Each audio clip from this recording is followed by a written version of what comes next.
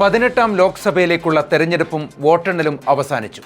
ഓരോ പാർലമെന്റ് മണ്ഡലത്തിലും ആരാണ് ജനപ്രതിനിധികളെന്ന് തീരുമാനിച്ചു കഴിഞ്ഞു. 543 എംപിമാരാണ് ഇന്ത്യയിലുള്ളത്. ഈ 543 എംപിമാരുടെയും ഒരു മാസത്തെ ശമ്പളം എത്രയാണ്? അവർക്ക് അനുവദിക്കുന്ന ചെലവ് എത്രയാണ്? ഈ ചോദ്യത്തിനുള്ള ഉത്തരം പറയുമ്പോൾ ഒരു എംപിക്ക് ഒരു മാസം 23 ലക്ഷം രൂപ വരെയാണ് പരമാവധി ചെലവുള്ളത്.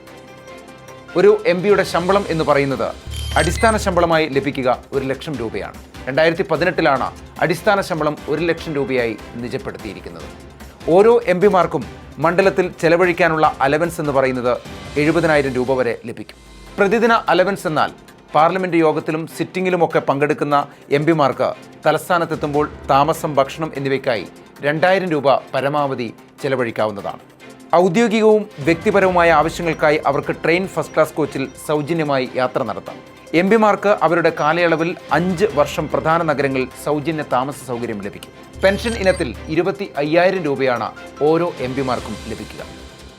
ഓരോ തവണയും എംപിമാർ കഴിയുന്നുണ്ടെങ്കിൽ അടുത്ത ടേമിലേക്ക് മത്സരിച്ച് ജയിക്കുകയാണെങ്കിൽ 2,000 രൂപ വെച്ച് വർദ്ധിക്കുകയും ചെയ്യും. ഇതാണ് എംപിമാരുടെ ആകെ ചെലവ്.